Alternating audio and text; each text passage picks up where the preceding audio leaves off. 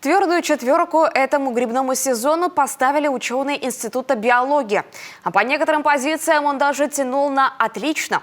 Так отличились белые грибы и опята осенние. Они радовали своим урожаем любителей тихой охоты. В целом же для микологов, так называют ученых, которые занимаются изучением грибов, этот сезон выдался горячим. Грибные места изучила и Ольга Коняева. 3 переростка больших. Там, вижу, нормальный торчит. Здесь тоже. Такой клондайк, да, старых грибов. А вот этот отличный гриб среди листвы вылез. Вот такие видеозарисовки из сыктывкарских окрестностей. Среди находок и красноголовики, и белые. Середина октября, а жители Коми никак не закроют грибной сезон 2023-го. Смотрите, какой красавец. Ну, где таких грибов в середине октября перед зимой уже найдешь? Я говорю, у нас уже снег нападал, сантиметров 5 было снега, но тем не менее грибы есть. А это уже Сысольский район. Здесь находки немного скромнее и не всегда съедобны. Но сам факт того, что в лесу полно грибов, удивляет жителей региона.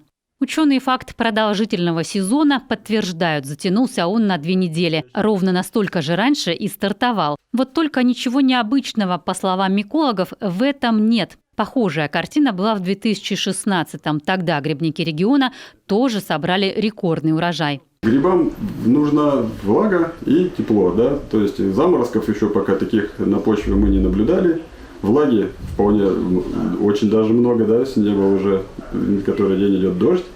Поэтому, грибам все это нравится. И они, в принципе, отвечают на подходящие условия, отвечают таким плодообразованием. В этом сезоне грибники региона радовались изобилию даров леса, а микологи – необычным находкам. Среди них и астерофора дождевиковая. Нашли этот гриб в нацпарке Кайгородский. 3-й год ученые исследуют заповедную территорию, и каждое лето есть новые открытия. В лесах вблизи Сыктывкара тоже удалось отыскать ранее невиданные на территории республики виды.